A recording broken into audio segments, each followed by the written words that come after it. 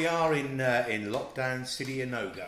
I was looking forward to playing a couple of songs at the Leytonstone Ballroom tonight with, before the screening of Kick Out, the Newtown Neurotics story, a documentary about, the Newtown Neurotics, of course, the British punk band, and the politics that define them. I first met the band many years ago. We did a gig together in Putney, so long ago that I think Simon Lomond was still in his school uniform. And this is one of the songs that we played. Oh, I'm Swill from the Men That Couldn't Hang, by the way. So this is one of the songs that the Men That Couldn't Hang played that night, and it's for the Newtown Neurotics.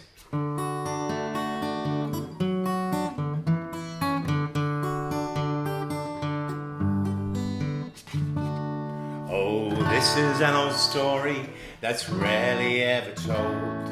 The raping of the country of the valley. The men who came to reap with a musket and a Bible. They wanted to take the valley, the valley, the valley. They wanted to take the valley. And oh, the iron masters, they always get their way.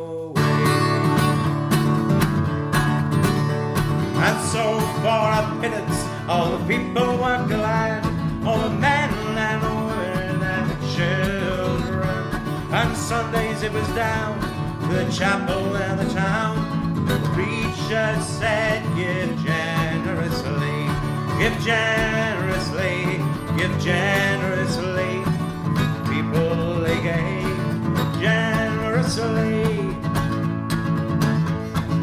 Oh, the iron masters, they always get their way.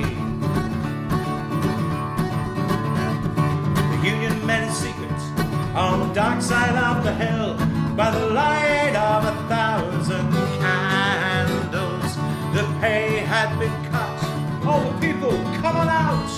But scores they were joining Rebecca, Rebecca, Rebecca.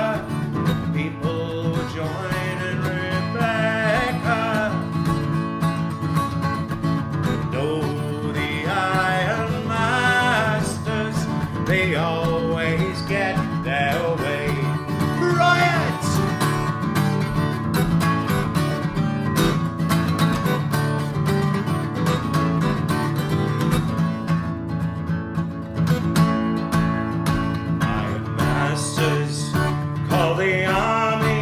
They call the hungry from the Irish Sea. Iron masters call the Parliament. It's no sin to fight to be free. From the smoky sex of Merthyr to the hills of Aberdeen, from Swansea Docks to Liverpool, where the Union leaders crushed, the unions quickly smashed. They blackened the face of the country. The country, the country, they blacken the face of the country. Oh, the iron masters always get their way. Now on a hill in Brecon is Crauchete's ruined house.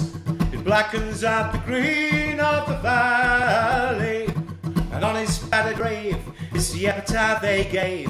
It stands there, God forgive him, forgive him, forgive him, and all who run in hell with him. Oh, the iron masters, they always get their way. And oh, those iron bastards, they still get their way.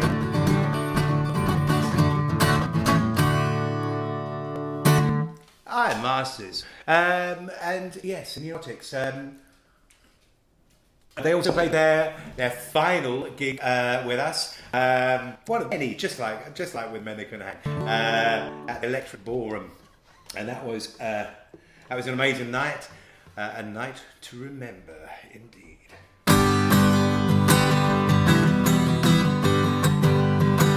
It was a night to remember, but I guess I just forgot.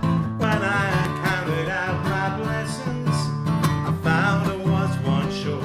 And as the evening passed me by, I didn't realize the time. I guess I must have let you slip my mind. So don't pass me by. Don't say you're going away.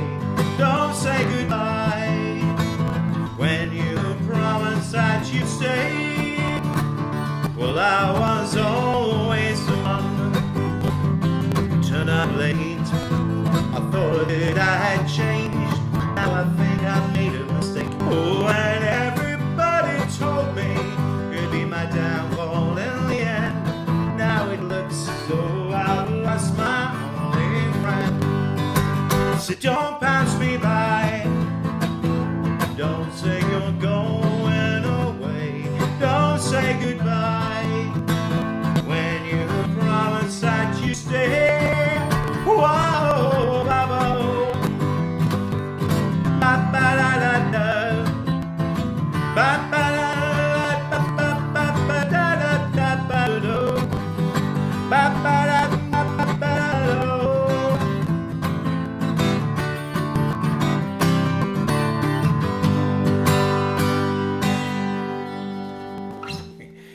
Thank you very much. Thanks everyone in the Neurotics for all the great songs over the years. More importantly, for keeping it real.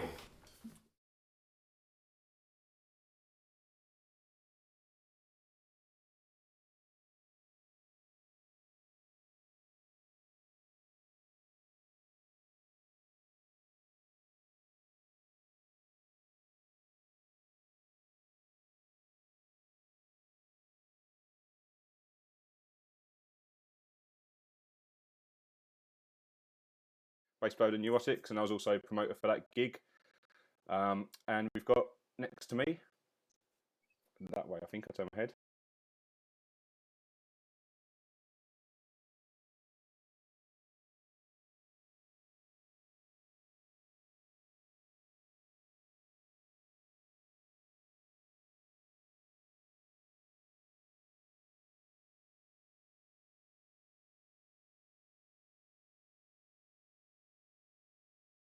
Steve. Me. Oh, yeah, so we've got different screens.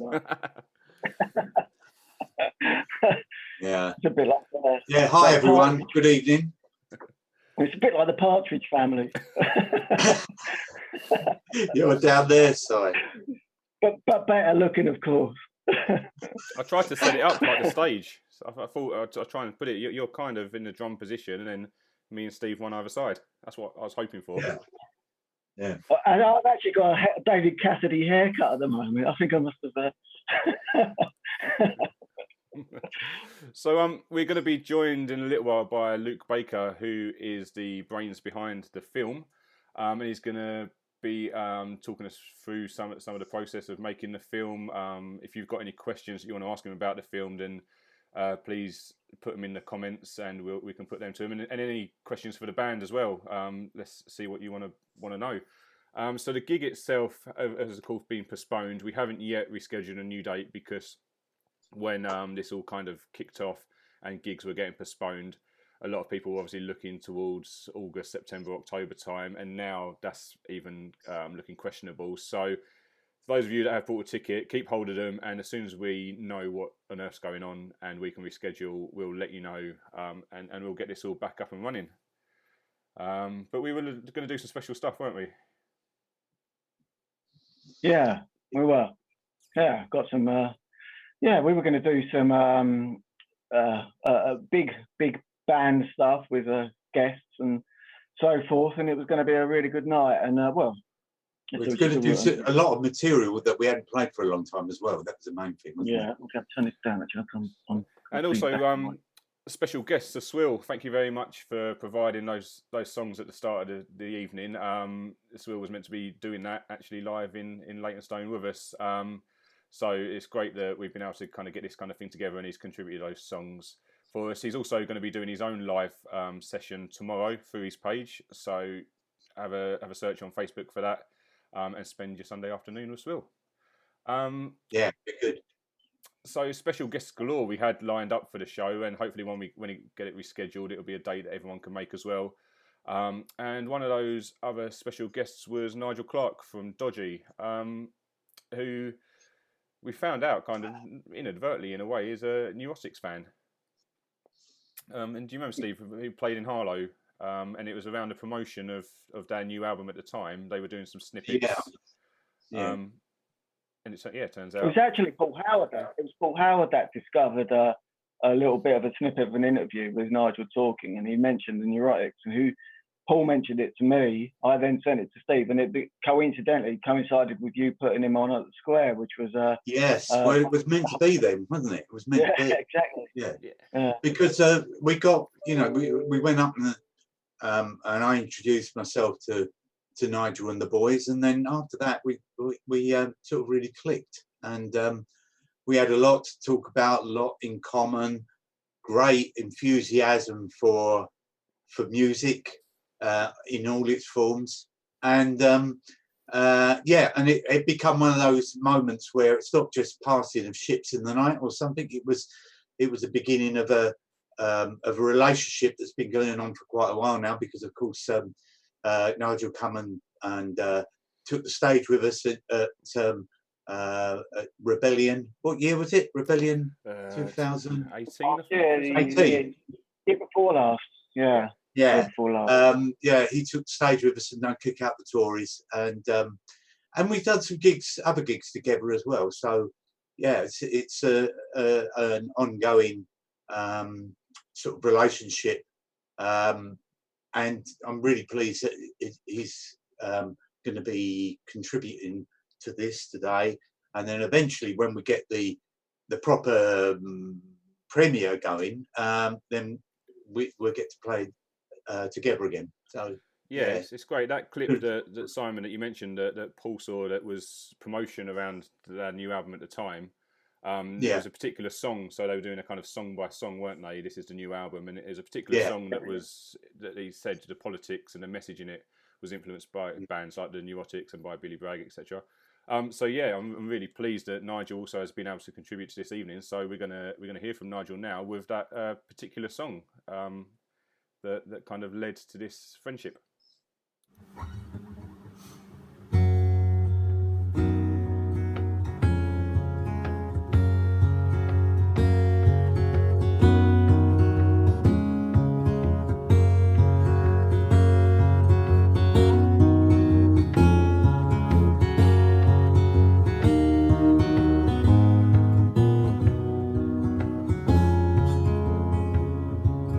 First I didn't recognize you, but then it soon became clear. You had changed your face, twisted words, deceit was ever near. Held secret talks with the enemy, promised what you couldn't give. Swore blind that when in office you'd get back, but you never did.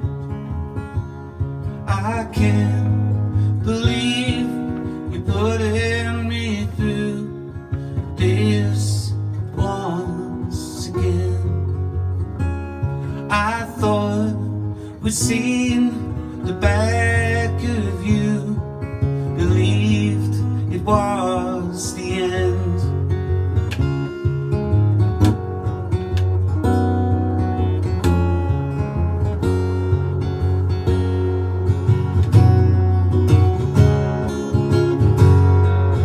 Quick to blame the opposition for your own mistakes. Your strategy control is already about to break. It leaves me cold and lonely with these thoughts of mine. You upset the grace of living when you lie. I can't believe you put me through this once again.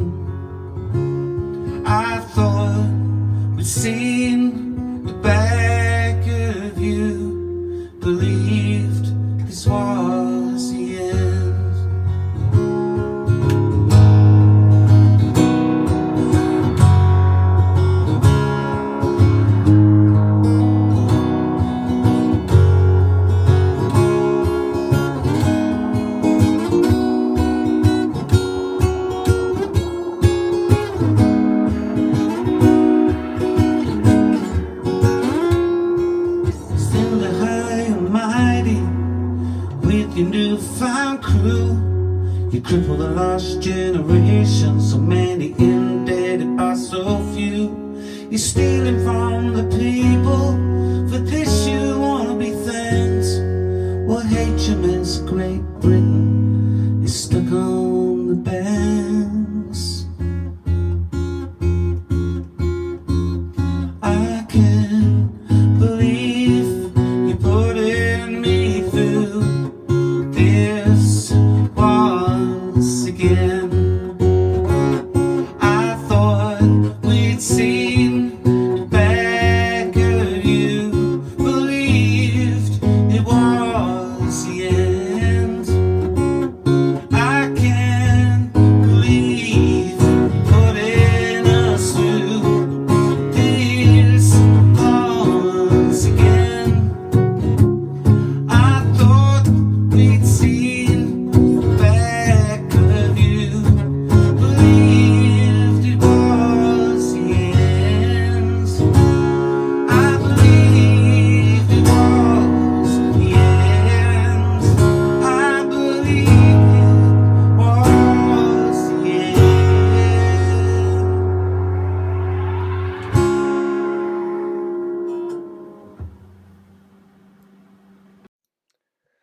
Thanks very much, Nigel, for providing that song for us. And Cheers, mate. great. Right, so we're Nothing, now Nigel. joined by Luke Baker, who has undertaken the task of documenting the Newtown Neurotics. How's it going? Not bad. Good evening, everyone. Thanks for joining us. Good evening, Luke. So, yeah, you, for people who don't know, grew up in the town where the Neurotics originally came from, or originally are. But what kind of, and you've been studying filmmaking and make films, so what made that decision that you wanted to explore the story of the Newtown Neurotics?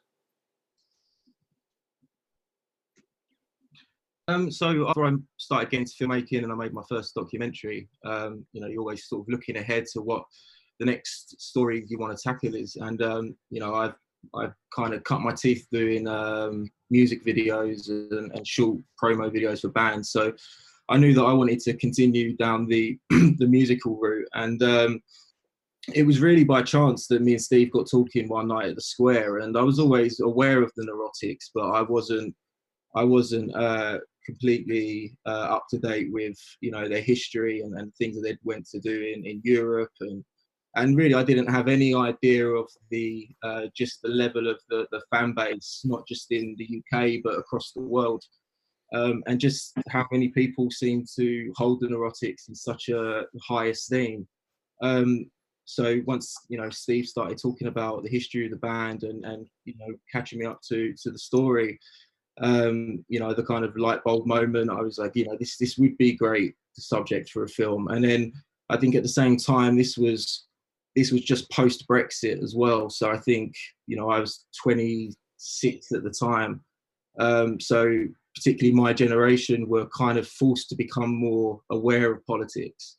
And one of the things that really jumped out to me was just how relevant that what the Neurotics were talking about singing about in the 80s was still relevant today, and you could kind of apply it to what was happening 2016 to today. So that's really just sort of how the how it came about, and then obviously it just snowballed into this massive project. Me and Steve went to Berlin.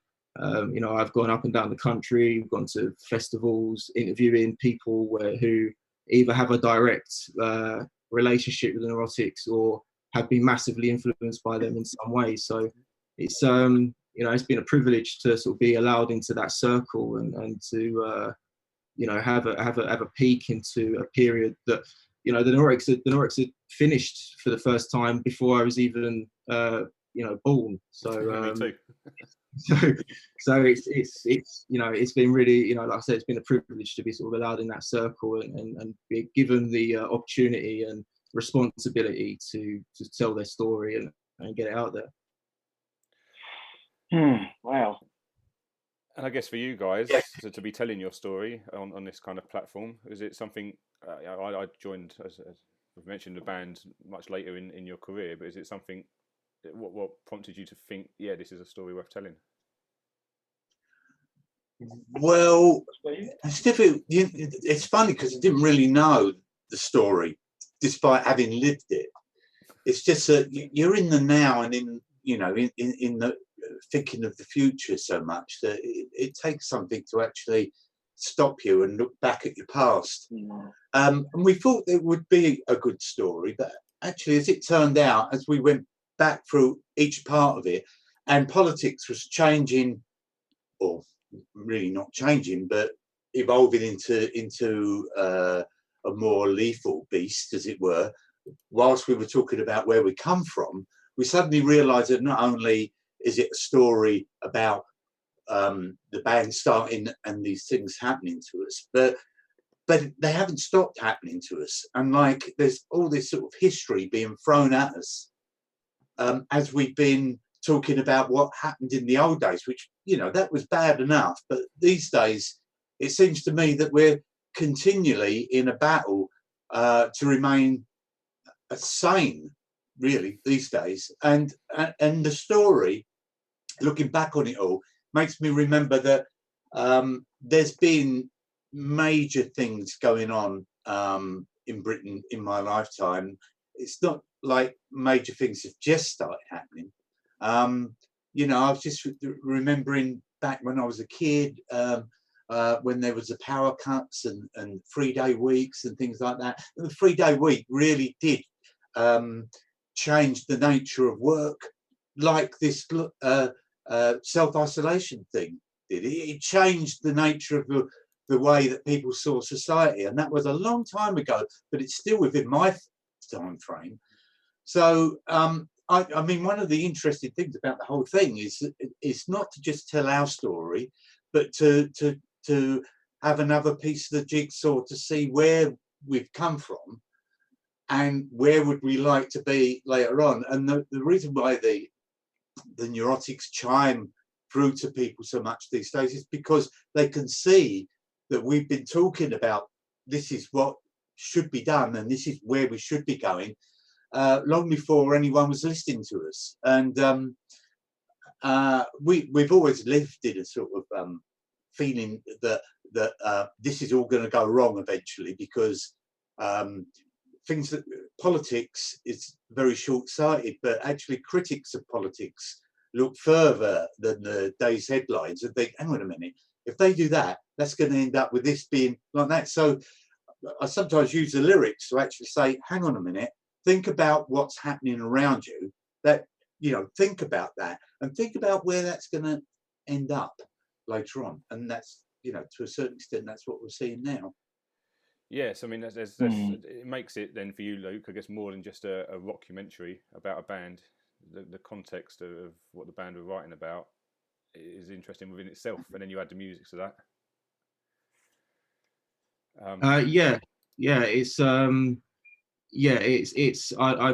When me and Steve first started having the initial meetings where we'd meet down the hair and sit there and fill out a notepad of what we wanted to do, I think Steve will probably agree that we came to the conclusion very quickly that we didn't necessarily just want to make this a paint by numbers rock band documentary, because I think Neurotics have always been a bit more than that. It was an opportunity to not just tell the story of the band musically and the things that they did, but also explore what they represented and why they sounded the way they did, why they spoke, why they sung about the topics that they did in a very kind of time capsule way. But then at the same time, I think it's the interesting part for me is that it's not just a throwback to a particular period, because like Steve was just saying, I think it's the echoes of that period we're still seeing now. So I think it's just as much a commentary on of where we are and the world that we inhabit as it is a rockumentary, if you will. Well, I think it's hard because, for me it was really hard because I was just out of school. I mean, I was still in school when I joined the band. Obviously, Steve and Attila were quite a lot older than me. Took 10 years older than me. So for me, it was kind of a real baptism of fire. And to see the clips that are kind of seen. I mean, obviously, I've not seen very much of this, but the bits that I've been watching today, it's fascinating for me as well to see it, because as Steve said, when you're in it, you don't really get a chance to reflect on what's happening, or we know why we're doing it, and we are doing it, but it's hard to see the kind of the picture of it all, and so yeah, it's fascinating to watch it all, and yeah, for me it was I learned so much joining the band at 16, and as Swill said, I was still in my school jumper when we recorded Kick Out the Tory, so it was it was an amazing experience for me. Well, I think that part of it all takes us to a great time then. So Luke, we're supposed to be watching the full film tonight. We're not going to do that online, but Luke has put together a couple of kind of snippets and teasers for us. And this first one really talking about what it was like at that time.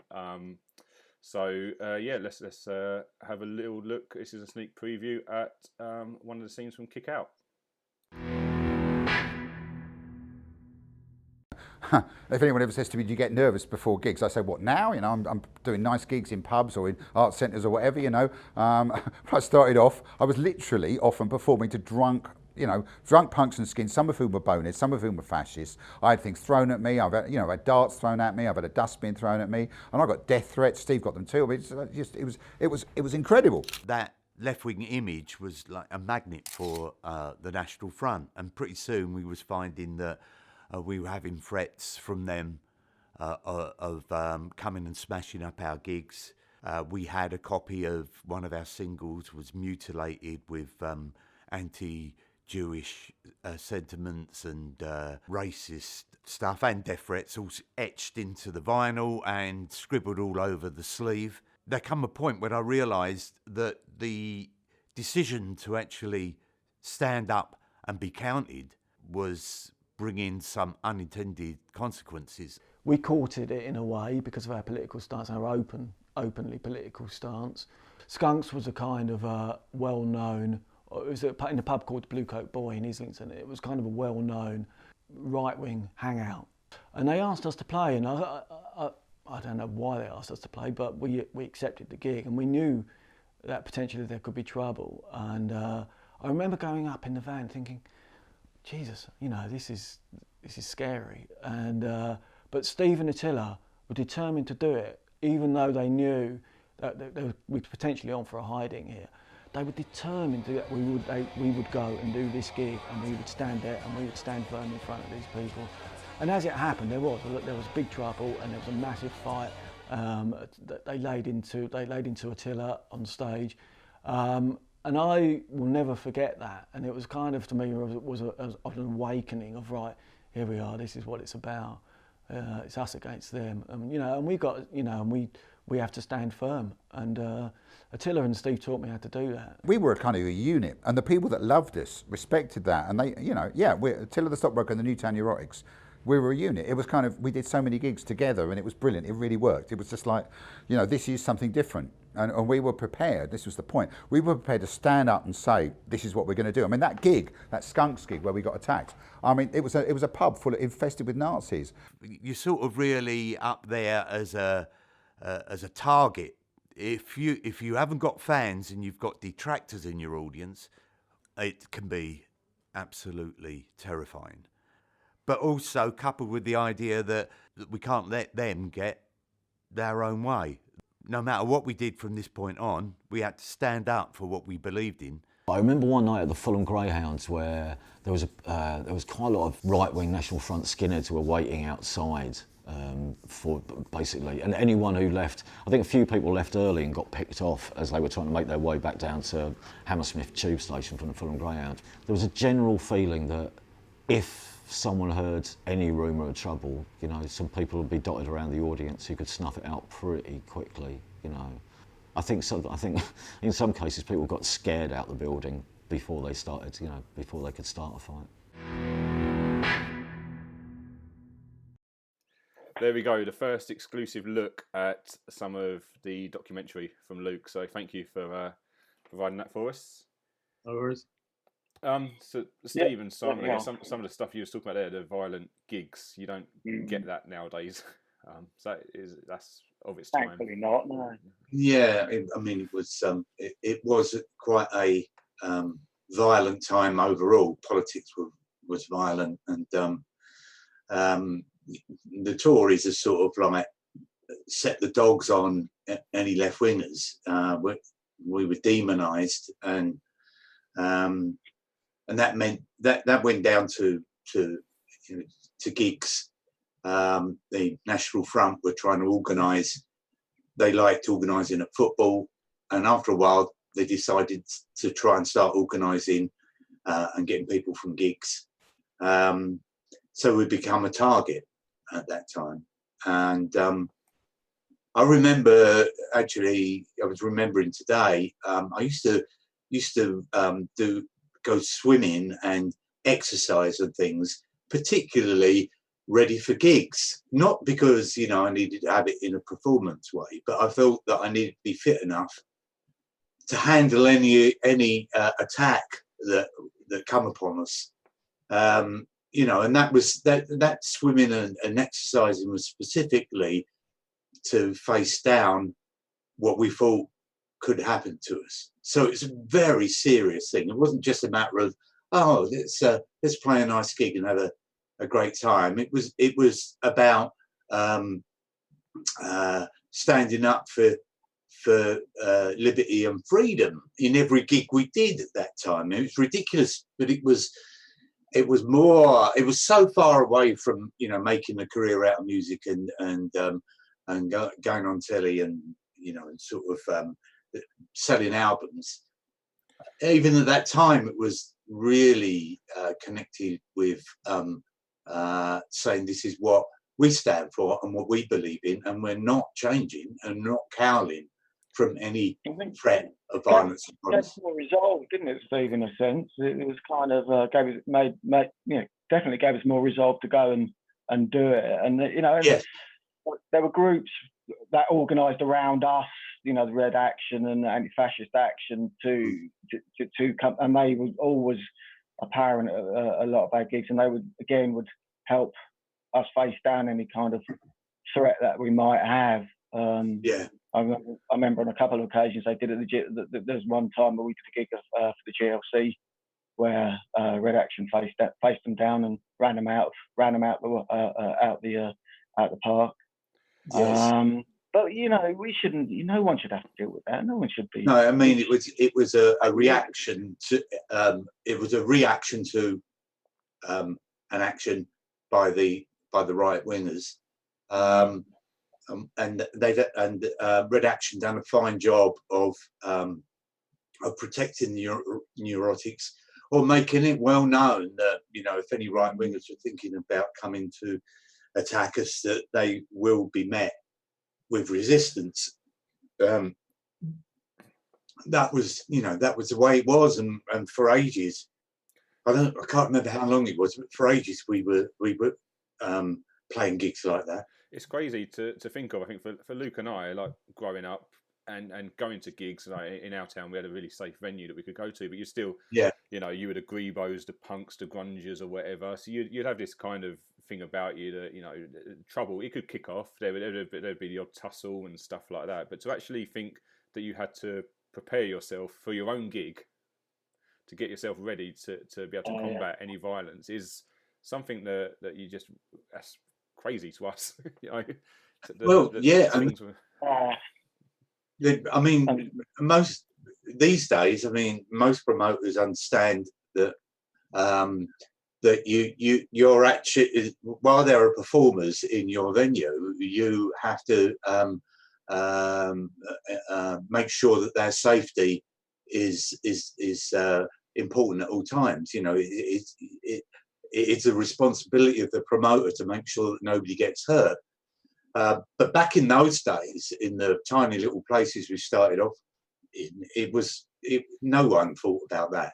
I mean, if we were to get injured there, the pub or venue may actually get into trouble over allowing those type of people into their venues. But fortunately, we didn't get to test that out. We passed through that period, thankfully. Well, as we saw in the clip, a comrade that you've had with you since the very beginning is Attila The Stockbroker, who again was due to be performing at the launch event this evening. I can see that he's watching, so I'm going to catch some of his comments in a bit. But he's provided us with a performance especially for this evening, so let's have a look at it now. And it's also followed by another clip of the Neurotics and Attila, a one-off performance. This has only ever happened once, so big fans of the band, you're in for a treat here. Well, here we are, folks. Welcome to Crystal Palace. You never thought you'd see Attila at Crystal Palace, did you? Well, here's Crystal Palace. Look, there it is. So I'm just going into Crystal Palace now, where I'll be supported by the Strawberry Plants, famous 1980s C86 Scottish, what's that record label? Postcard Records. The Strawberry Plants, see them there? And I'm going to do the coronation rap for you all. So here we go. This little rap's here to inspire us not to get coronavirus. Lady Gaga, Miley Cyrus, they don't want coronavirus. It's a disease coming on the breeze and none of us would like it, please. It's a disease coming on the breeze. Piss off, Trump. It's not Chinese. Bloody hell. It's a pandemic running through the world at a rate systemic. Let me spell out my position. I'm 62 with a lung condition. Let's all try hard to avoid it till researchers have destroyed it. Don't get cranky. Don't be a fogey, use that hanky, bin that bogey. This little rap's here to inspire us not to get coronavirus. Lady Gaga, Miley Cyrus, they don't want coronavirus. It's a disease coming on the breeze and none of us would like it, please. It's a disease coming on the breeze. Piss off, Trump. It's not Chinese. Please be kind and give assistance. Always do it at a distance. Get your normal shopping done. There's enough for everyone. Panic buying stupid caper. Put back all that toilet paper. What a crappy shit idea. Local pub delivers beer. This little rap's here to inspire us not to get coronavirus. Lady Gaga, Miley Cyrus, they don't want coronavirus. It's a disease coming on the breeze and none of us would like it, please. It's a disease coming on the breeze. Piss off, Trump. It's not Chinese. New dance called the Pontius Pilate. Time we all learn to freestyle it. Water hands and a bar of soap cleaner than a microscope. No, don't scratch your dirty bridge. Then go down and raid the fridge. Please keep safe. Please keep well. Coronavirus, go to hell. Cheers, everybody. Keep safe. Keep well. Love from Attila.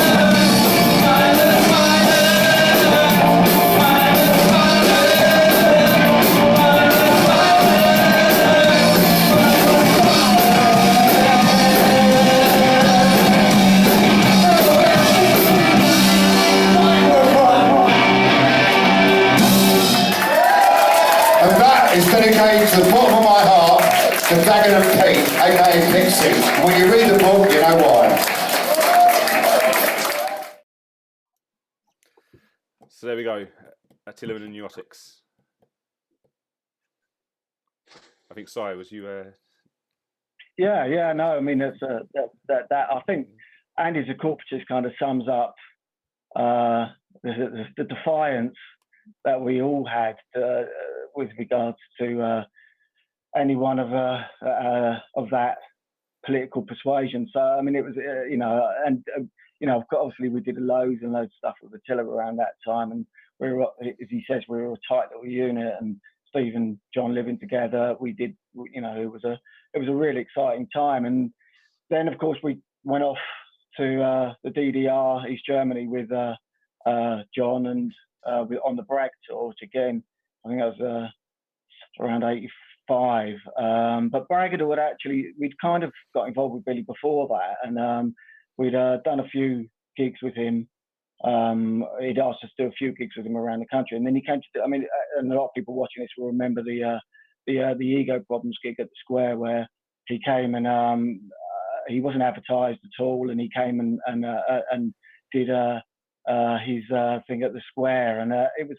I actually, if I remember right, I was co-organising it with Paul Howard, and I think it was the first time that the Square sold out, as far as I remember. But it was just a magical night. I mean, it was one of those nights that anyone who has been involved in the Square for as long as we all have will remember.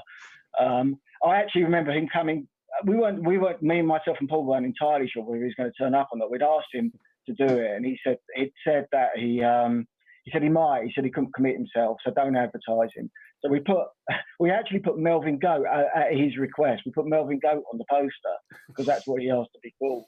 And until that night, and during the day, we still weren't sure whether he was going to turn up. And then Paul came running through the building and said to me, "He's here! He's coming through the car park." And I remember actually being so emotional. I think I almost cried that the fact that he was there. It was just, and then he got up, and of course, he did his bit with Phil Jupiters, who was AKA Porky the Poet. Yeah, it was an incredible night, and but yeah, so Billy kind of was there early on for us, supporting us and backing us, and then of course he asked us to go off and do the East German tour with him, which was again, was an incredible experience and an incredible privilege as well to have been able to do. It led to three tours of East Germany. And then an incredible conflicted country where you've got this kind of the politics, as you'll see, Billy talks about it in there, but the idea of the socialist utopia kind of meeting totalitarianism, and it's kind of it was a very odd experience for us, particularly because we were kind of skint Western musicians. But I won't say too much because Billy kind of explains it in the bit that's coming up. So. Yeah, so Luke, I mean, as a young filmmaker, that must have been quite cool to be exploring the Newtown Neurotics story and then finding these people like Phil Jupiters as Porky the Poet and Billy Bragg.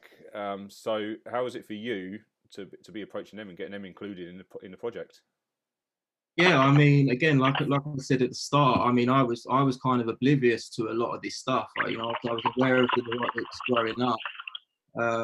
Call me one, Simon. I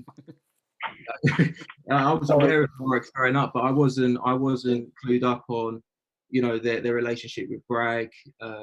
Obviously Phil Jupiters, and then obviously Steve Lamacq as well. So, yeah, I mean. Again, I was, to sort of be only in my sort of early days of filmmaking to get the opportunity to meet and talk to these kind of, people that have made, careers out of, music or comedy or, in the media in general is, was brilliant for me. And, they're all very nice people as well. So it was very easy to film. And did they? So I'm kind of playing this kind of middle position between being in the band but not being in the band, just kind of being the documented band. So I'm kind of trying to get this. But so people like Bragg and Phil Jupiters, so they were still talking fondly of the Neurotics and easy enough to kind of get involved in the project? Because I could imagine with some bands, you could go to people from their past to be like, oh, do you remember that you might have seen this band, you might have been at that gig, you might have supported them one day, but these are people that were really keen to be in the project. I think a lot of that's down to I think for a lot of people it was such a special time of their lives. You know, a lot of the people, not even necessarily the Braggs and the Phil Gypsies that are in the film, but a lot of the people that I've interviewed that are just fans.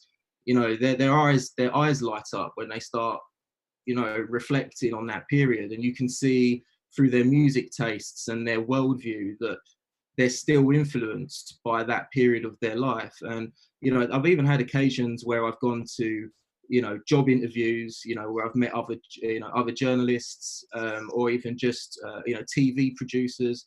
And they'll ask me, oh, what projects are you working on at the moment? And I'll say, oh, I'm making a film about a band called the Newtown Neurotics. And, their eyes light up and they're like, oh, shit, I remember that band. I remember reading about them. I remember going to gigs. So it does seem like that period did generate a lot of, obviously a lot of creativity. And, then people have used that and gone on to have their own stories and careers. Sorry, Steve, was you going to say something? Yeah, I was just going to say that I didn't think twice about getting involved with the project. Phil Gypsies. Well, in fact, everybody that we've approached who we thought was important to be involved with this project have all been absolutely up for it. And it's just it made me feel a bit uncomfortable because you've spent time with people over the years and their lives have gone elsewhere or done this, that, and the other, and you get this feeling that if you were to say to them, we've got this documentary we've made about us. Could you find some time to be involved with it? You sort of think, I go, really can't, for one reason or another.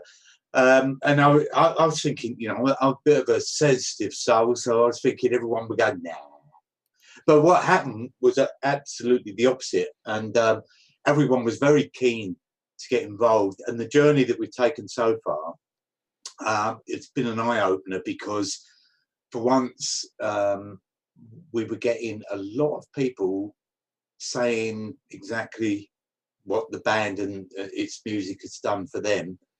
And then, it's easier then to realise that the work that we put into it has been well worth it because we've created an ecosystem, as it were, for resistance, along with Bragg and many other musicians. But for us, thinking that maybe our part was only very small, it turns out to be a lot larger than we realised, and that is the most gratifying thing for me about the process so far. Well, Luke, you were saying, you're saying that people look back on that time fondly. I mean, there was a lot of angst out there at the time. There was, it was the early '80s. It was the beginning of Thatcherism. It was, Thatcherism was taking hold. There was 2 million people unemployed. There was youth opportunity schemes. There was yachts. There was YTSs. There was a lot of frustration and a lot of anger out there. And it wasn't just us, doing this thing. There was there was other bands. There was Billy, us, Redskins, Blaggers, Anti-Social Workers. There was a lot of other men that couldn't hang. I mean, the list goes on. There's a lot of other people that were felt as angry as we did. That would, were prepared to stand up and talk about it. In music. I mean, we were going through a time. What's been happening over the years that we've existed is that we were a product of the welfare state and the NHS and all of the environment that was built after the war to make life better for people. And as we then matured to become adults, we watched it being dismantled piece by piece. The Neurotics' main thrust from everything we've done is to say, that the world is changing, but it's changing. It's being directed by people who know what they're doing. And the things that we enjoyed so much as far as being looked after and feel that we're in a community that we contribute to, everybody contributes to, and it makes the community better overall, was being taken away piece by piece until we get to this part of history where the NHS stands a chasm where it's about to go, and yet we've needed it, and all the other things the Tories have got rid of, we've needed them more than ever now. All roads lead back to those. Yeah. All these roads lead back to Thatcherism and the beginning of this kind of neoliberal, neoconservatism, laissez-faire kind of economics. That, whatever you call it, what you will, but the lead back to that, and that is the experiment that started there. And we're seeing, oddly, we're talking in the middle of a lockdown where the whole of free market economics has kind of collapsed around us. It's kind of an odd time that we're facing now, and how we adjust from this is going to be very interesting as well. What comes out the other side of all of this, but yeah. Well, hopefully, once whatever world we leave this to enter, it'll be one where we can show this full film and get back on with get back on with our rocking and rolling. We're going to see another clip now. So thanks, Luke, again for putting this together. So this goes back to the trips over to Germany with Billy Bragg, Wiggy, Attila, and co. So again, another exclusive clip from the film. Thanks again, Luke.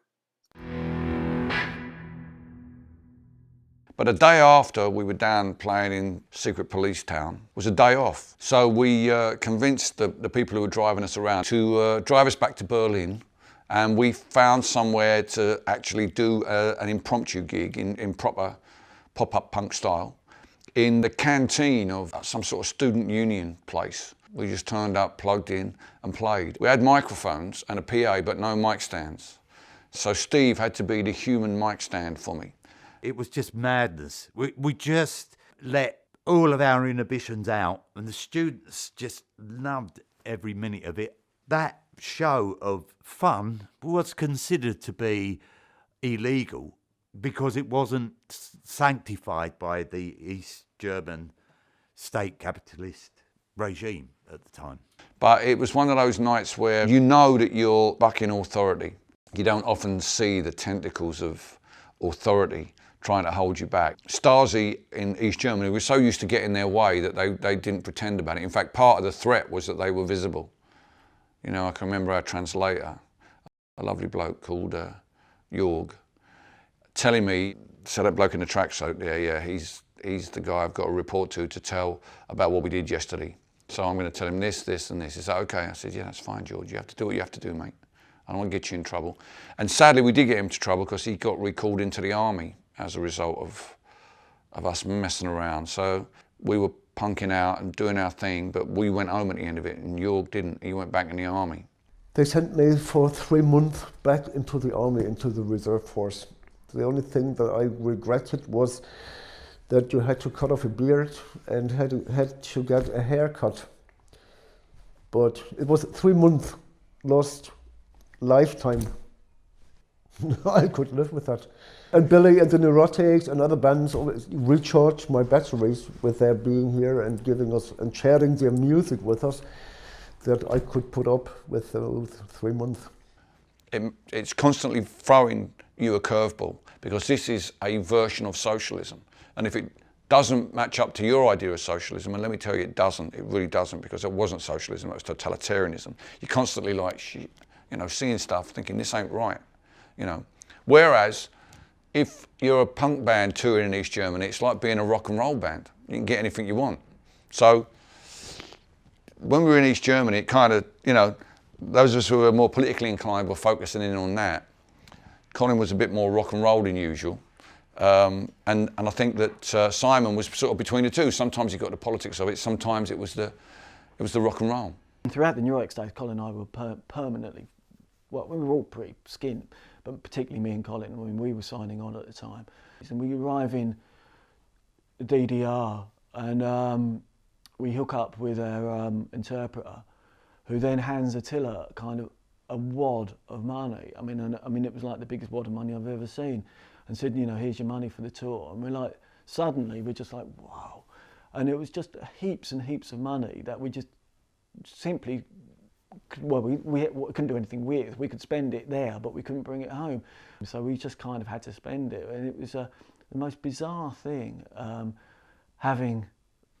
being in a communist country, having heaps of money and nothing to spend it on, really. Yeah, you know, we were walking around with money in our pockets that most people wouldn't see, you know, in 6 months of working. So it was it was kind of weird. And then, you know, 2 weeks later, 2 or 3 weeks later, we'll be back on the ferry completely skint again. Going, what happened there?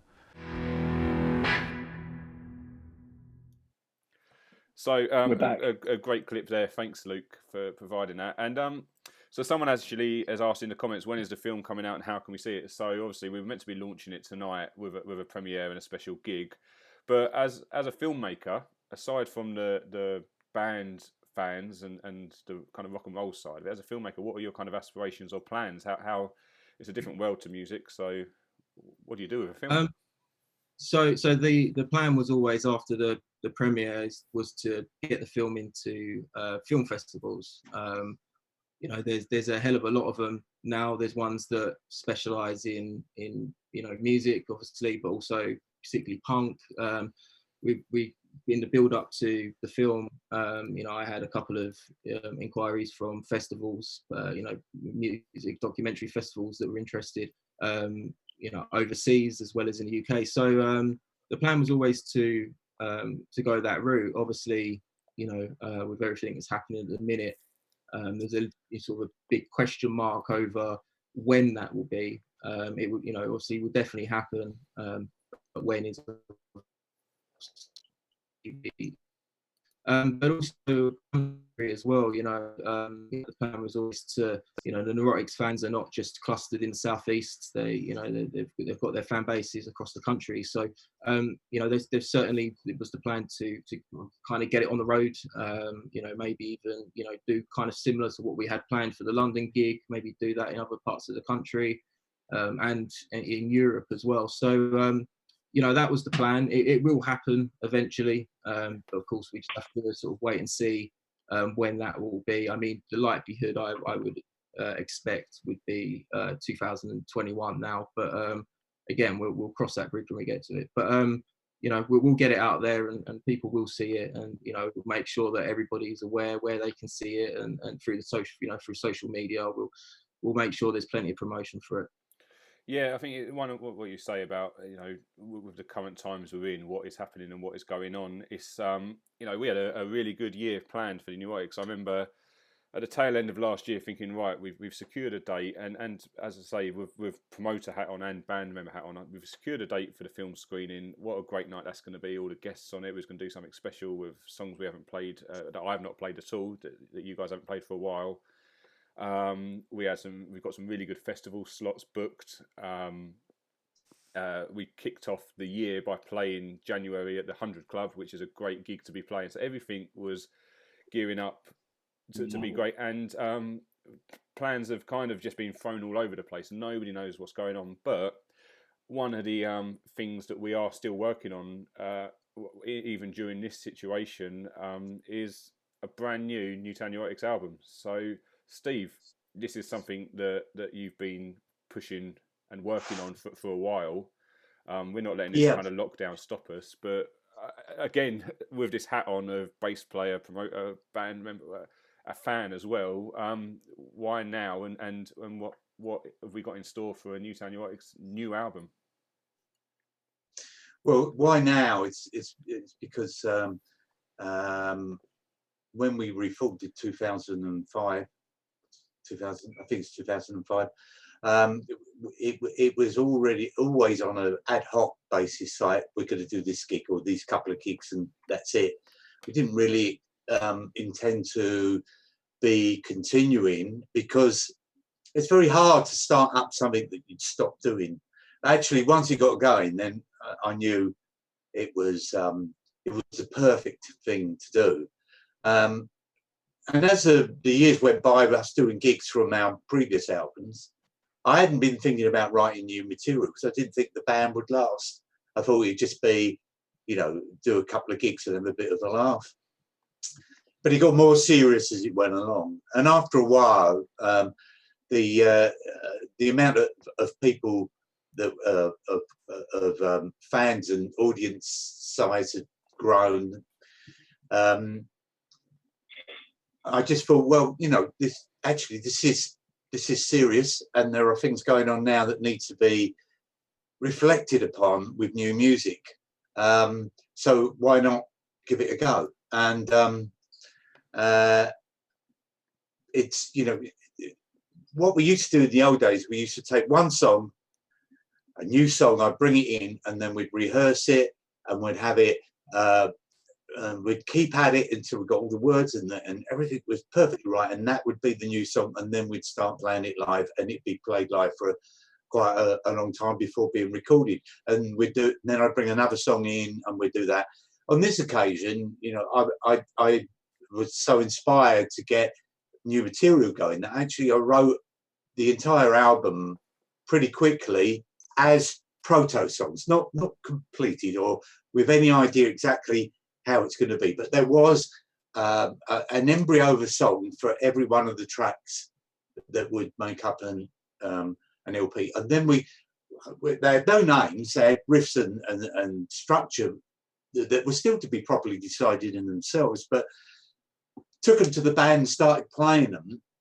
And the idea was to get sort of interactions going and see where we could take each one of these sort of embryonic songs. And in the end, we confused the hell out of each other because there were so many songs that to try and learn, and they didn't have titles. So I'm going, it's this one that goes da-da-da-da-da-da. And everyone thought, oh, really? Oh, yeah, I know what you mean. And then we'd all go off playing the different songs. It was very confusing. I've never done this before, but it was very confusing to try and start making sense of 12 proto songs, as it were.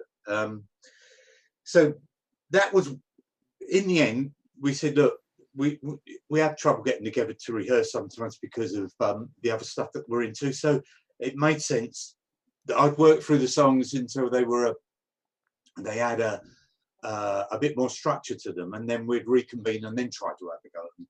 But as it turned out, I started building a little home studio in which we can demo the tracks, and then we decided what we'd do is we'd just send the electronic files to one another. Simon got an electronic kit, and Adam can add the bass where he is. And before lockdown, this is what we decided to do, that we'd send these electronic files to one another and build the input and the songs from that. Then the lockdown happened, and really, you know, trying to work out what we're doing with the songs. We've been talking about various forms that some of them should take. Everyone's been adding their bits to it. So as the process has gone along, it's become very exciting, and I can feel from the recording days back in the 80s when we used to play, I can feel that enthusiasm and that feeling that we may be onto something here, come back again, which is really fulfilling. And for me, who's sort of trying to coordinate the songs with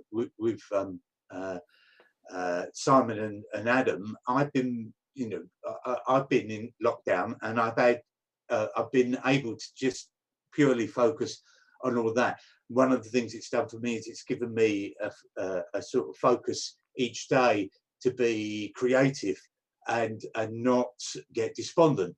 And because of that, I tend to view what we do as being maybe looking towards taking opportunity out of these ties and making it solid, and making it something that we can coalesce around as an audience, as a country, and try and actually force people, or not force, but to have impetus to try and reshape this country in the way that we've always said would be better for everybody, and is sort of being proved that to be the case. And what we're going to do after we're still in the process of doing it at the moment, but once we've got these recordings together, they're just demos.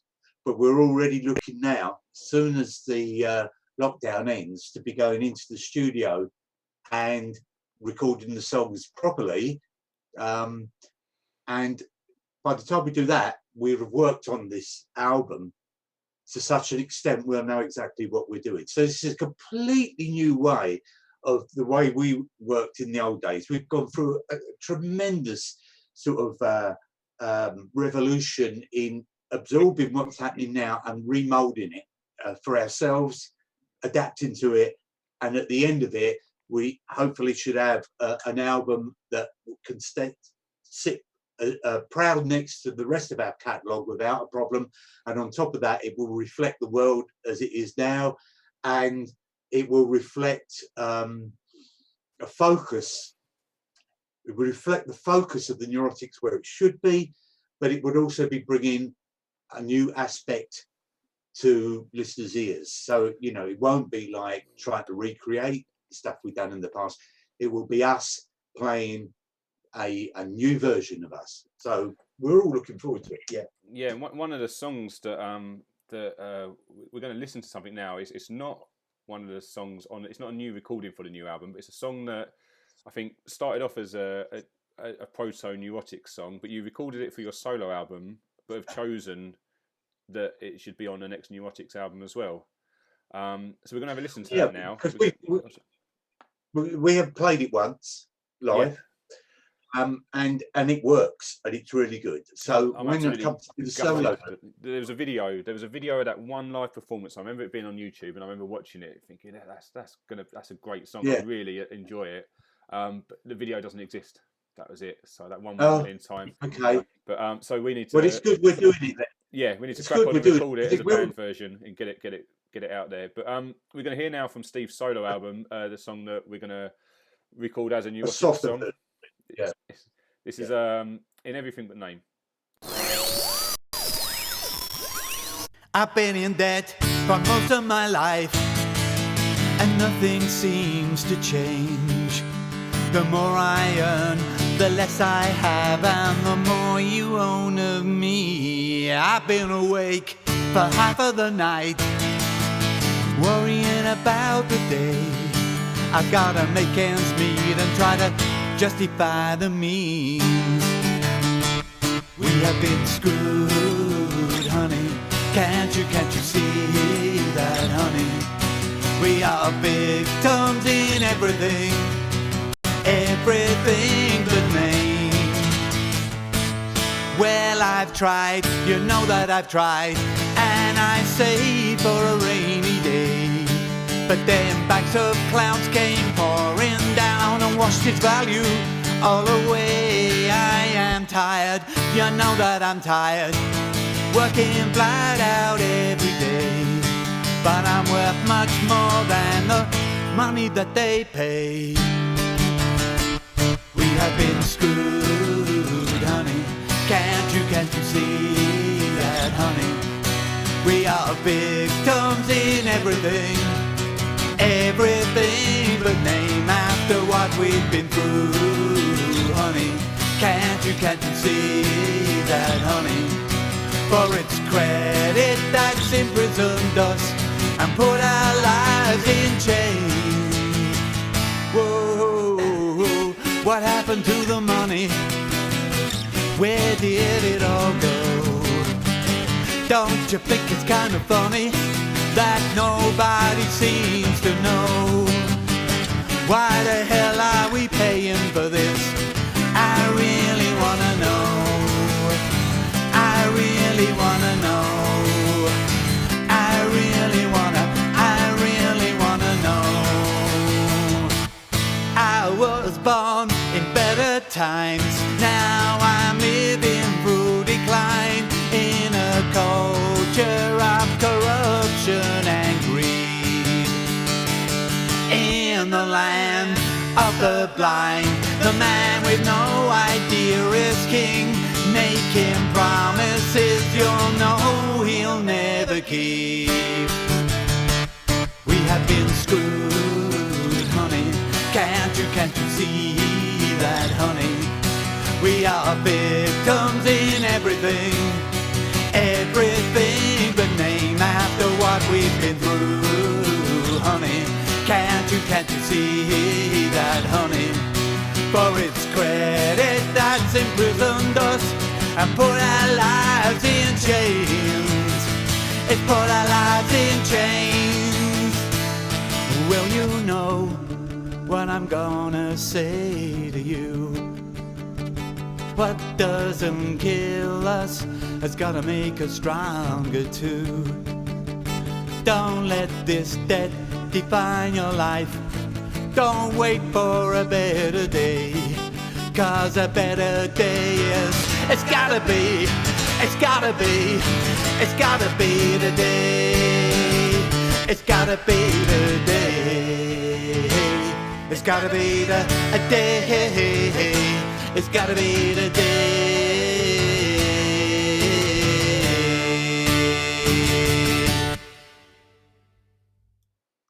So yeah, some great comments coming in about that song as well, and Tim Voss, top song, will sound fantastic with the Newtown Neurotics playing it. Luke's just ducked out for a bit. We'll hear from him again before the end of the show. But actually, Steve and Simon, there's something I haven't told you about. Simon, I think's got it. We had a friend watching the show. So if technology is on our side, hopefully, if he presses all the right buttons. Oh, I can see someone's coming in.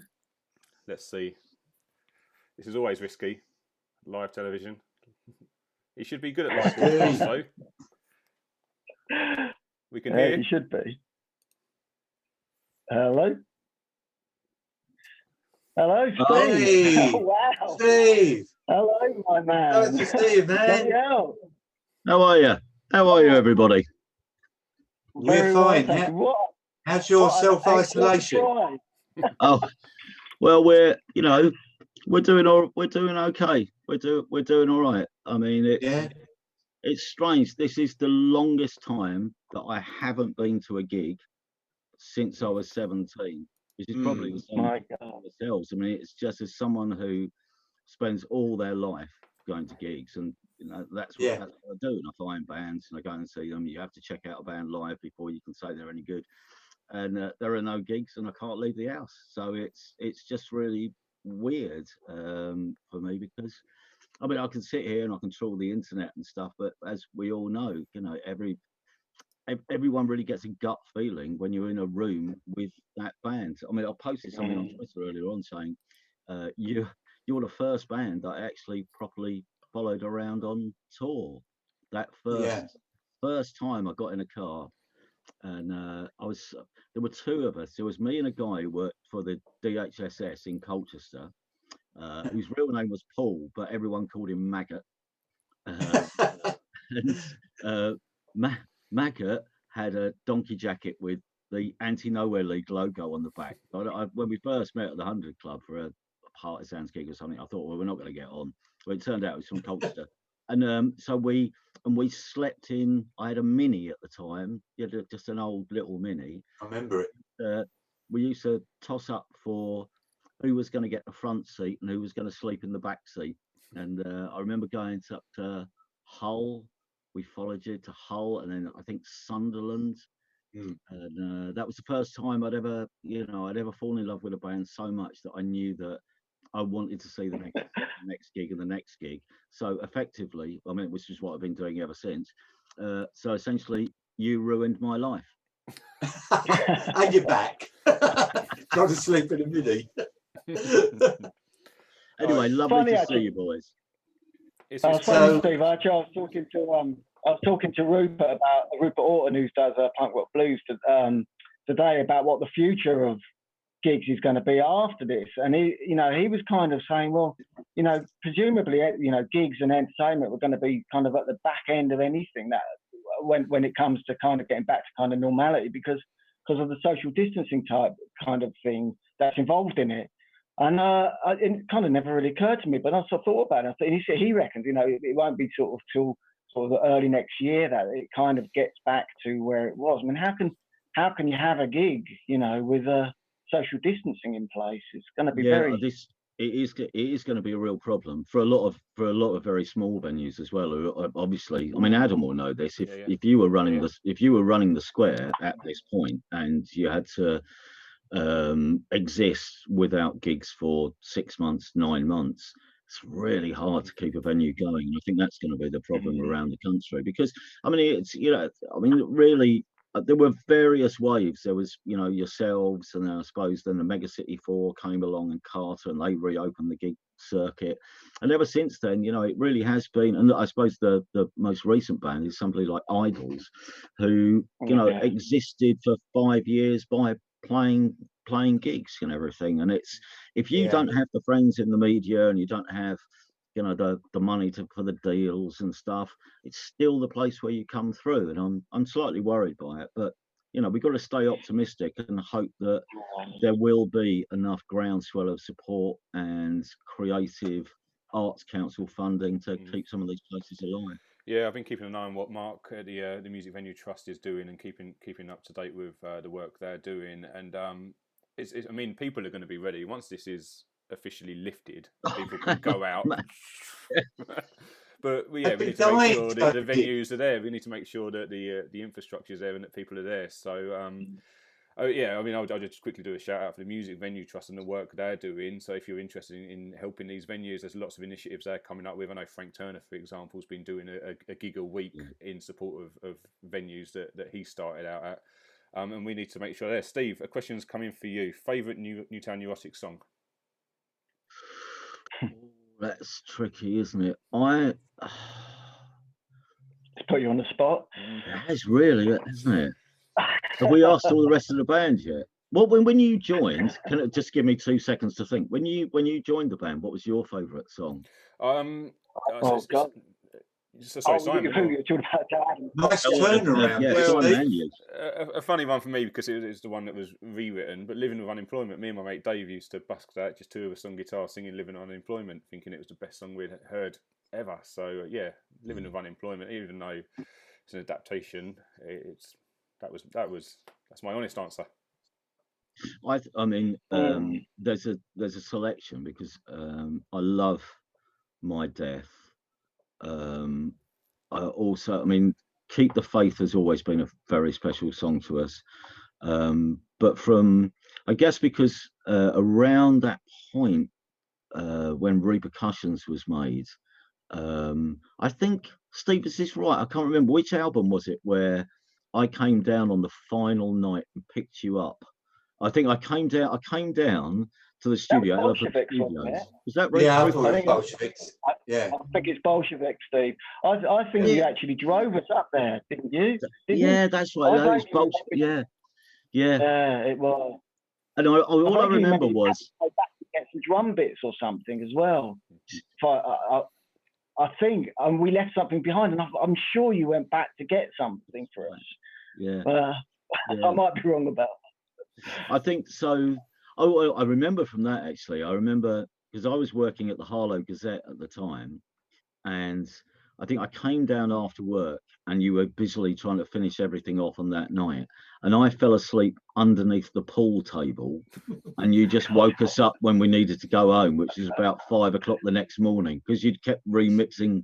Every time I woke up and had a look in, Steve and Nick were still at the mixing desk, scratching their chins like this. And we went home. But although, I mean, songs, I don't know, Fighting Times, I suppose, is still, you know, I just remember Steve always playing it in sound checks and things, and that's a really important song still. I mean, there's so many. I mean, you know, I could do you a greatest hit set and they'd all be my favourites. The person, Adam, who asked the question, says, has he rendered you speechless by picking the one? We're going to actually. You would have heard Steve Lamacq. You would have heard just then that there's a new Neurotics album on the way. How does that make you feel as a fan of the band? Well, the first thing I thought was, take that, Stone Roses. It only took you 5 years to make an album. How many years is this? No, I'm very excited by a new record, as you would be, because You know, I've missed the band, and I'm not the sort. I spend a lot of time not spending a lot of times with bands who reformed, because you know I'm always going forward, and there's so many new bands that it's very hard to include all the bands that have been around. But the Neurotics hold such a special place in my life. But there's still that point where you go and see a band after they're back together and they've reformed, and you're worried that it won't give you the same emotional turmoil inside. You won't go home feeling the same things that you felt when you were a kid. But the Neurotics, it did, and the only thing that was missing was new songs. And you know, well, Steve's always got something to say, and I'm as interested as anyone, more so probably, about what a Newtown Neurotics album set in the current landscape, in the current climate, will sound like, because I always thought Steve wrote very well about what was around him as well as what was within him, and I'd like to know what he feels now, and I'd like to know what the band sound like. Yeah. Well, let me just tell you about that. I'm leaving. I have rough ideas about what each song is going to be about, but actually I've left the lyrics to the last. So at the moment, I know what they're going to be about, but they've not been written completely. That's because things are changing so much that by the time we get down to record it as a proper album, then I can feel sure that I'm actually got my finger on the pulse at that particular time. But I do know what they're going to be about, and there are some fundamental things that don't change. So as soon as we finished all of our parts in the demoing process, then I'll go in and write all the songs. But you know, a lot of it is driven. The songs are driven by the heart, so it doesn't need the lyrics to be there straight away. Other people work in a different way, but I know roughly what it's going to be about, and it's got the oomph and the heart and the other stuff into it. All I got to do once all of that is put together is to just to make sure that the lyrics hit the heart as well as the pulse, as it were. I think, Simon, did you not like where you were sitting? You just sorry. Was you not happy on that side? I had a bit of a technical meltdown, and then well, turn the light on. We're being very productive during this lockdown time, and yeah, as Steve says, working on demos for this new album. We've also been playing about with technology, and we're going to now play a video. This is the Newtown Neurotics in lockdown, but going right back to the very beginning.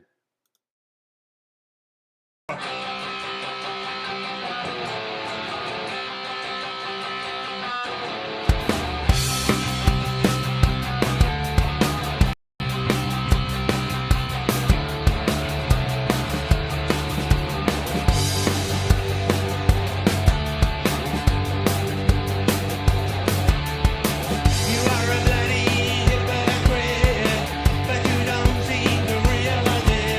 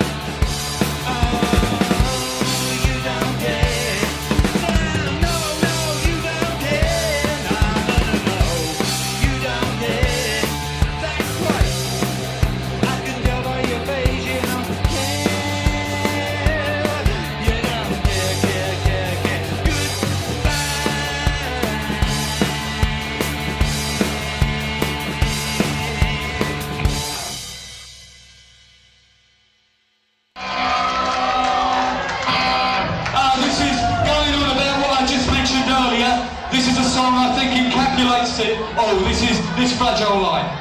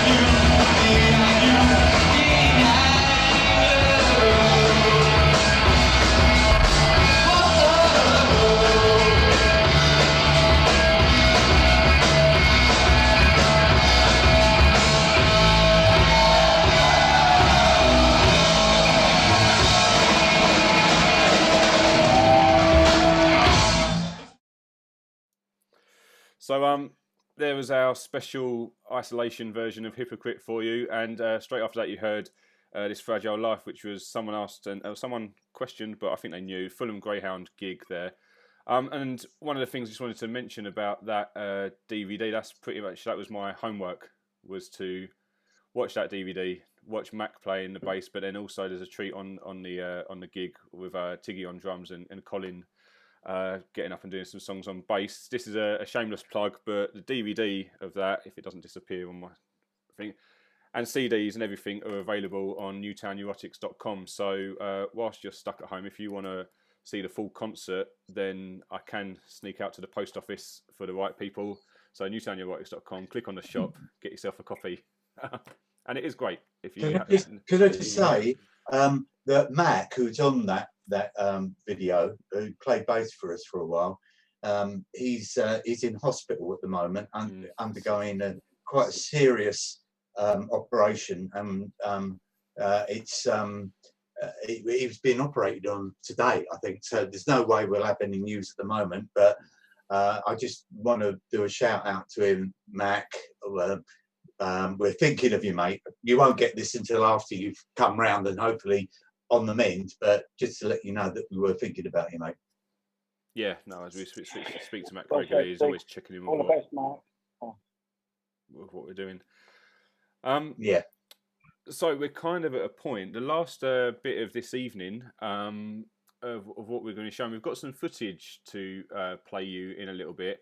It's raw, it's ready. It's someone standing at the side of a stage holding up an iPad.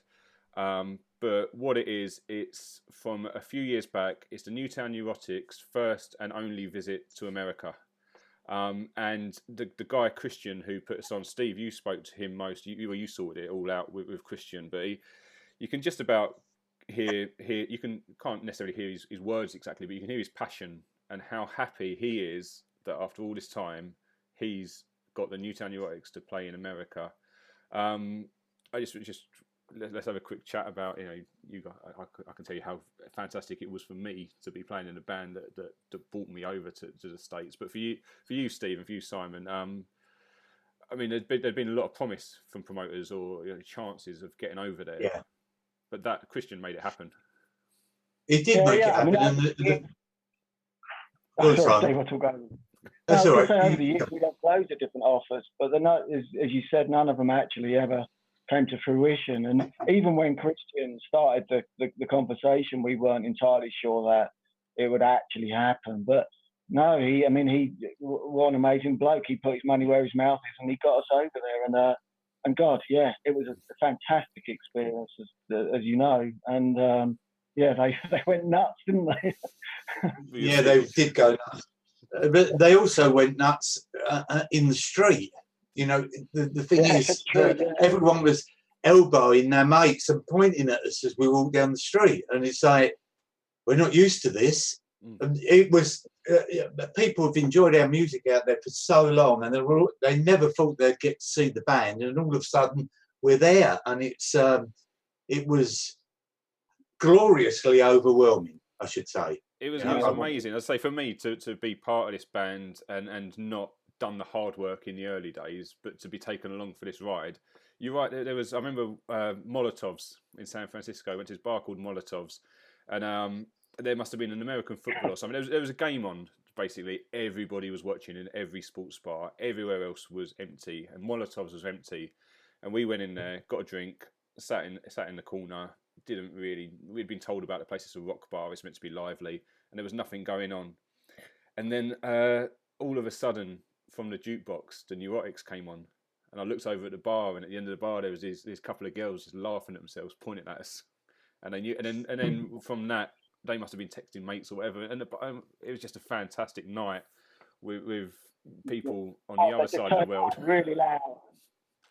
It was amazing, wasn't it? In the middle of hate, and we went to the tattoo parlour that we went into. Yeah, they wanted to give us cut price tattoos. Offered us to give us tattoos because we were the Newtowns. The Newtowns. That's the only thing, though. The Americans, Steve Lamacq, they refer to us as the Newtowns. It wasn't the Neurotics. And I've always had this thing about bands like that. The Dropkick Murphys. Let's go no, the Dropkicks. Yeah, I'm going to go see. They're the Murphys, and it was always the Newtowns. But it was a brilliant experience for us. Hey, Newtowns. We're gonna I'm gonna play that footage in a minute. We're just gonna bring Luke back into the conversation if he's there, because we want to make sure we're not running over time. Hopefully, I might have disappeared. So I might have. No. Oh no! Here we go. Here we go. Yeah, it's coming there. Welcome back, Luke. Hello. No, I'll just mute the video. Can I see Luke? I haven't got Luke. Hello. Sorry, I was watching the video, but there's a bit of a delay. It's all good. But I mean, for me, I'd say I love playing in a band that I love, but I'm also the promoter trying to get this show on the road. So I just want to say to you guys, thank you for partaking in this with me and the emails and conversations and text messages saying we're going to try to do this live thing, we're going to see how it works, and everyone's in lockdown, so we can't see each other to plan it properly. So Steve, Simon and Luke, thank you very much. Thank you for sorting my way out. Thank you, Adam, for putting it all together. It's been an absolute pleasure, and lovely to see you, Steve, as well. Thank you so much for doing this. I know you're extremely, I know you're a busy man, so it's a privilege that you've done this. Yes, thanks, Steve. I just want to say, I've got one very quick question, if I can ask. The photo, Adam, which is overlaid behind some of the guys. You're there somewhere. Yeah, the crowd shot. I've just noticed behind you, if you lift your right hand up, okay, keep going up a bit, put your finger up, then go to. That's me. Yeah. Is it? You've been spotted. Just, there it is in the corner. That's me.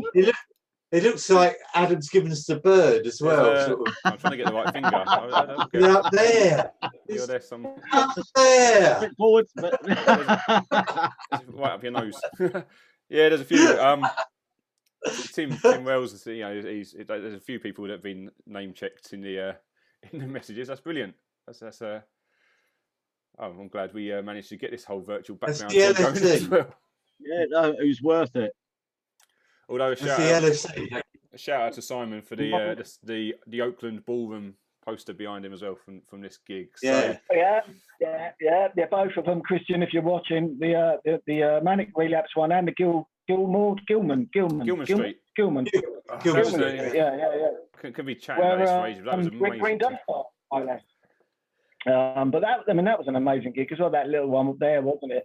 Again, that was an all age. There was no alcohol, so it was an all ages one, which was fantastic because we had loads of young kids in there as well that night. It kind of had the square vibe about it, didn't it? I had no idea when we were going over to play those gigs that the second night was at 94 Gilman Street, and when it wasn't until we were driving there and they said we're going to Berkeley, and I was like, Berkeley, okay, cool, yeah, Rancid, Green Day, all these bands that I love, and then we pulled up outside Gilman Street, and I was like, well, that's where our gig is tonight. And it was just kind of like quickly taking photos out of it, sending it to everyone back home, saying this is where Green Day, AFI, Rancid, this is their venue, and it is their square. That's where those bands started. Yeah, it is absolutely brilliant. So, any parting comments from anyone before we click onto this footage? I just want to say because I can see a few of them in the comments. Obviously, this was a crowd-funded film, and it's a little bit of a cliche to say, but it is for the fans, and it was funded by the fans. Obviously, we're all gutted that we can't be showing the film today with what we had planned. But I'm sure when it comes to it, we'll arrange something bigger and better when this all kicks off. I've said it a few times now on online and radio, but thank you to everybody who supported the film and put their own money into the film. It wouldn't be made without it. So hopefully when it is out there and you all see it, everybody can take something away from it and love it, and just support the Neurotics and celebrate what they've done and what they're going to do.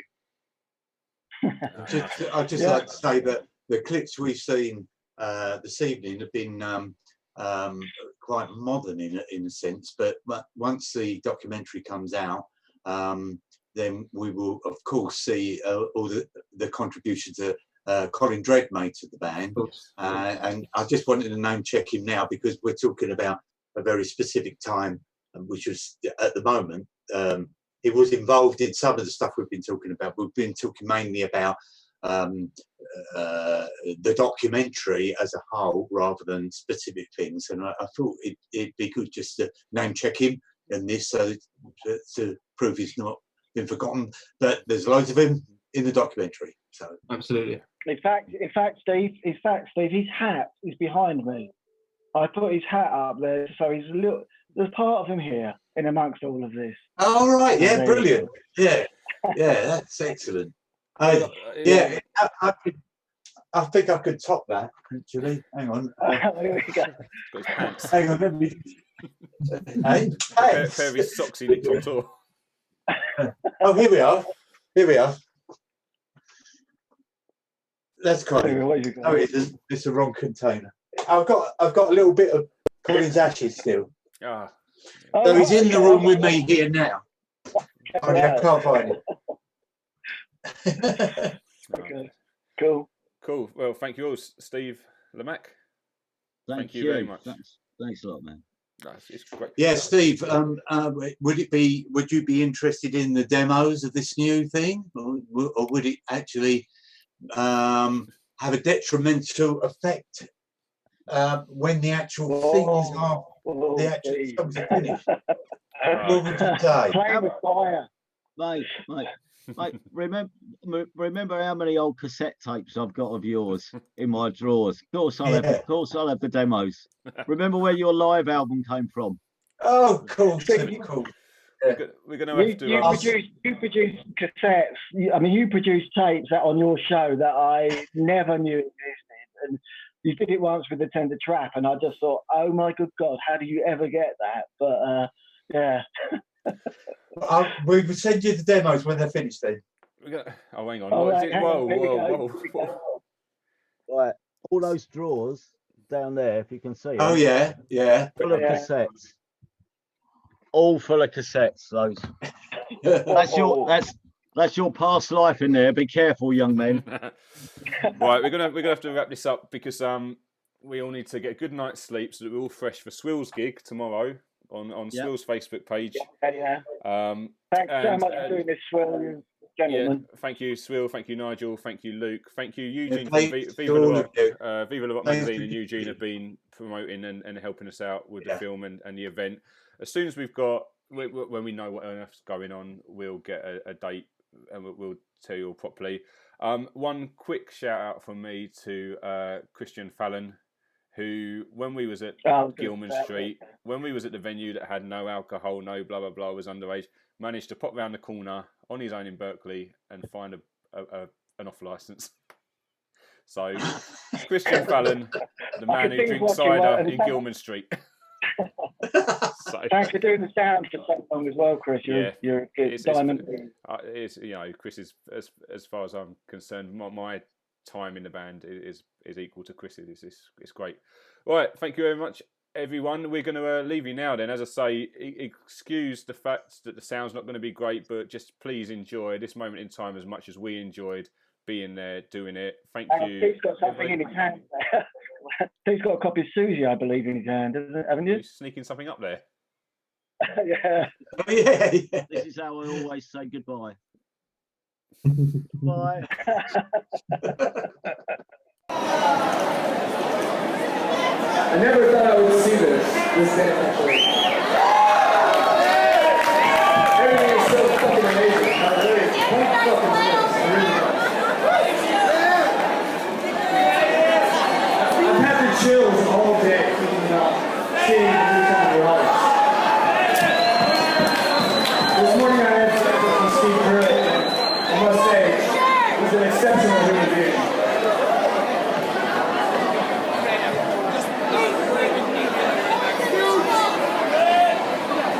Here we go, Newtown Neurotics.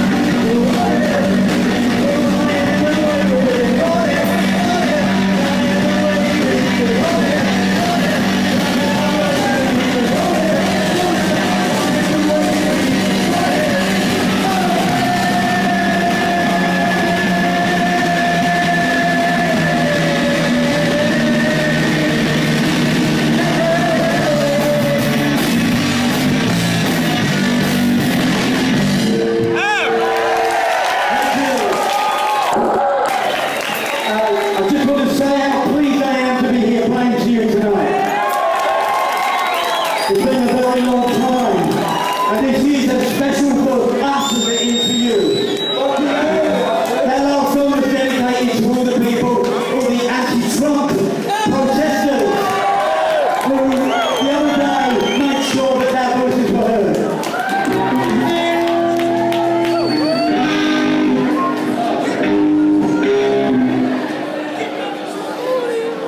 It took me 35 years to get here, but we finally did. And it fucking feels great. It's fucking wonderful. Yeah, so this is one of Trump's campaign tactics. This is called mindless violence.